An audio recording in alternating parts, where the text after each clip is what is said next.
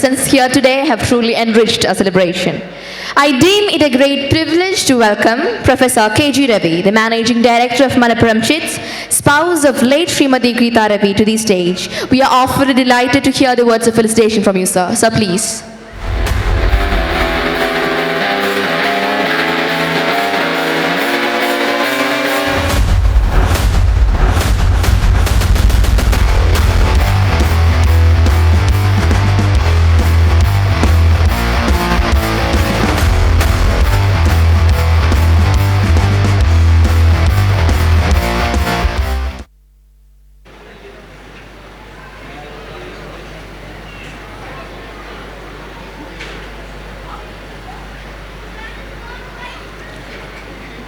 സദസ്സിലിരിക്കുന്ന എല്ലാ മാന്യവ്യക്തികൾക്കും എൻ്റെ വിനീത പ്രണാമം.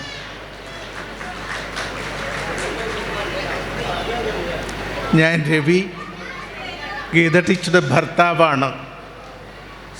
ഇന്ന് നിങ്ങളുടെ മുമ്പിൽ ഇങ്ങനെ ആമുഖമായി നിൽക്കുമ്പോൾ എനിക്കൊരു ദുഃഖമുണ്ട്, ഗീത എൻ്റെ കൂടെ ഇല്ലല്ലോ എന്ന്.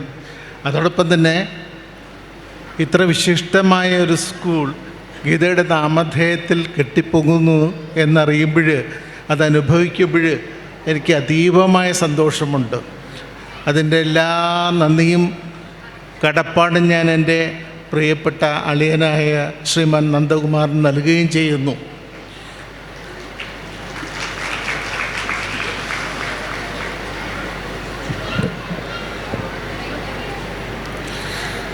ഞാൻ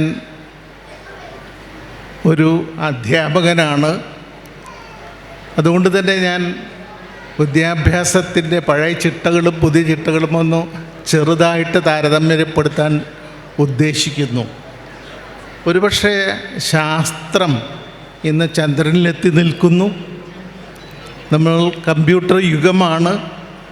അതോടൊപ്പം തന്നെ എല്ലാ തരത്തിലുള്ള വേഗതകളും സഞ്ചാരത്തിലാകട്ടെ ഭക്ഷണത്തിലാകട്ടെ എല്ലാം നമ്മൾ കൈവരിച്ചു കഴിഞ്ഞു.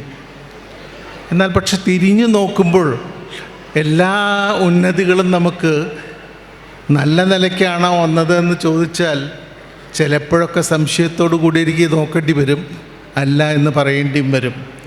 എന്ന് പറഞ്ഞാൽ ഞാനൊരു പഴഞ്ചനാണെന്നൊന്നും നിങ്ങൾ എടുക്കണ്ട. എല്ലാ കാര്യത്തിലും നന്മകളും തിന്മകളും ഉണ്ട്. ഈ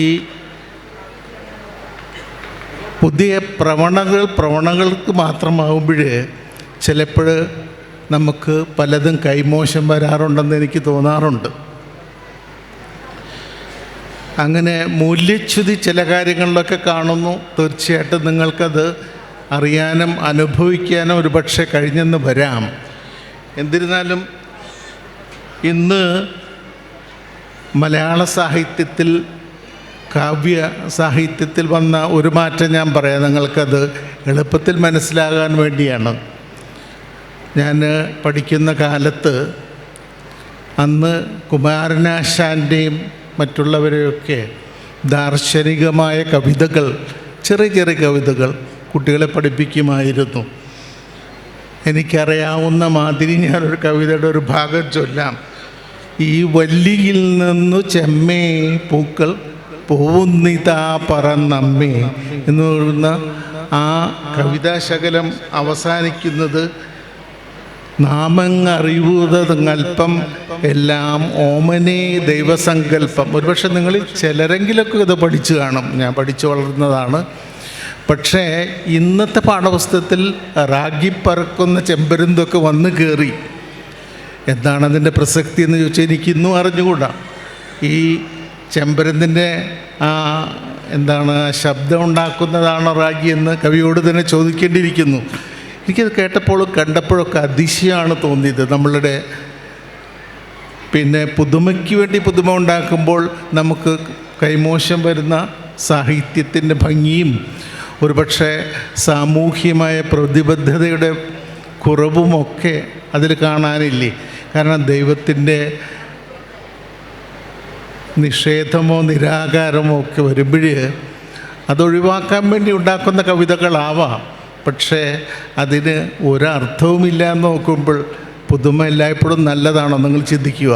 നിങ്ങളുടെ ചിന്തയ്ക്ക് വിട്ടു തന്ന് ഞാൻ മറ്റൊരു വിഷയത്തിലേക്ക് പോകുന്നു. പഴമ ഈ പറഞ്ഞ പോലെ എൻ്റെ ചെറുപ്പത്തിൽ പഞ്ചസാരയ്ക്ക് മധുരമായിരുന്നു, ഇന്നും അത് മധുരമാണ്, നാളെയും അങ്ങനെ തന്നെ ആയിരിക്കും. കാലാതീതമായ ഗുണങ്ങളല്ലേ നിലനിൽക്കുകയുള്ളൂ. ഇങ്ങനെ പെട്ടെന്ന് വരുന്നതും പോകുന്നതൊക്കെ ഒരു കാലത്തിൻ്റെ ആഭാസങ്ങളായി മാത്രമേ നിലനിൽക്കുകയുള്ളൂ.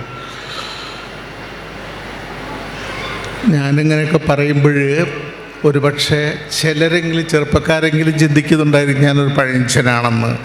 അങ്ങനെയൊന്നുമില്ല. ജീവിതാനുഭവങ്ങൾ കുറച്ച് നിങ്ങളെക്കാളൊക്കെ കുറച്ച് നീണ്ടതായതുകൊണ്ട്, പലതും കണ്ടു വളർന്നതുകൊണ്ട്, പലതും കണ്ട് മനസ്സിലാക്കിയതുകൊണ്ട് ഒരുപക്ഷെ എനിക്ക് തോന്നിയതാവാം. തെറ്റുണ്ടെങ്കിൽ ക്ഷമിക്കുക, അത്രേ ഞാൻ പറയുന്നുള്ളൂ. കാരണം നിങ്ങൾക്ക് എൻ്റെ അഭിപ്രായങ്ങളോടും ആശയങ്ങളോടും പൂർണ്ണമായി യോജിക്കാനോ വിയോജിക്കാനുള്ള അവകാശമുണ്ട്. അതൊക്കെ നിങ്ങളുടെ ഇഷ്ടം. പിന്നെ നമ്മളുടെ സ്ഥിരമായിട്ടുള്ള മൂല്യങ്ങളെ നിലനിൽക്കുകയുള്ളൂ എന്ന് ഞാൻ വിശ്വസിക്കുന്നു. ഇന്ന് ഭഗവത്ഗീത 5425 വർഷം പഴക്കമുണ്ട് അത് ഉത്ഭവിച്ചിട്ട്. 200ഓളം അല്ലെങ്കിൽ 200-ൽ പരം ബി സ്കൂളുകളിൽ അത് ഒരു പാഠ്യവിഷയമാണ്. നിങ്ങൾക്ക് എത്ര പേർക്ക് അതറിയാമെന്ന് എനിക്ക് അറിഞ്ഞുകൂടാ. ഹാർവാർഡ് സ്കൂളിലും യൂറോപ്പിലും മറ്റുമുള്ള അനേകം ബി സ്കൂളുകളിൽ ഒരു പഠന വിഷയമാണ്.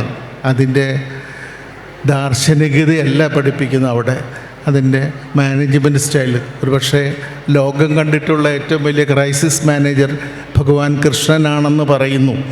അപ്പോൾ അത് ഉൾക്കൊള്ളാനായിട്ടുള്ള ആഭിമുഖ്യം ലോകോത്തര സർവകലാശാലകൾ കാണിക്കുമ്പോൾ അതിൽ പഴക്കം ഒരു പ്രസക്തി അല്ലാതാകുന്നു.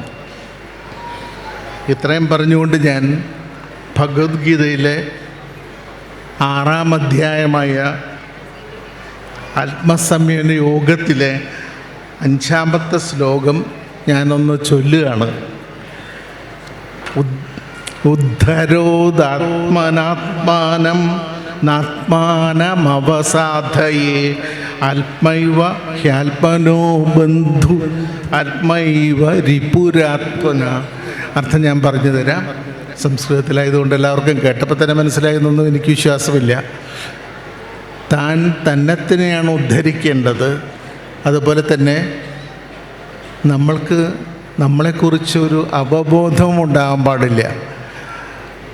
എന്തുകൊണ്ടെന്നാൽ നമ്മളുടെ ഏറ്റവും വലിയ ബന്ധു നമ്മൾ തന്നെയാണ്, നമ്മളെ ഏറ്റവും വലിയ ശത്രു പിന്നെ നമ്മൾ തന്നെയാണ്. ഒരുപക്ഷെ കാലാതീതമായ ഈ അഭിപ്രായം അല്ലെങ്കിൽ ഈ മഹദ്വചനം തീർച്ചയായിട്ടും എല്ലാവർക്കും ഉൾക്കൊള്ളാവുന്നതാണ്. ഞാൻ ഈ വിദ്യാലയത്തിലെ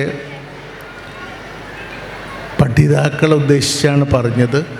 അവർ നല്ലപോലെ പഠിച്ച് അവരുടെ വീട്ടിനും സ്വന്തമായിട്ടും അന്തിമമായിട്ട് ഭാരതത്തിനും ഒരു ശ്രേയസ് ഉണ്ടാക്കാനായിട്ട് ശ്രമിക്കട്ടെ എന്ന് ആശംസിച്ചുകൊണ്ട് എല്ലാവക അഭിവാദ്യങ്ങളും നൽകിക്കൊണ്ട് ഞാൻ എൻ്റെ ചെറു പ്രഭാഷണം നിർത്തുന്നു. നന്ദി, നമസ്കാരം.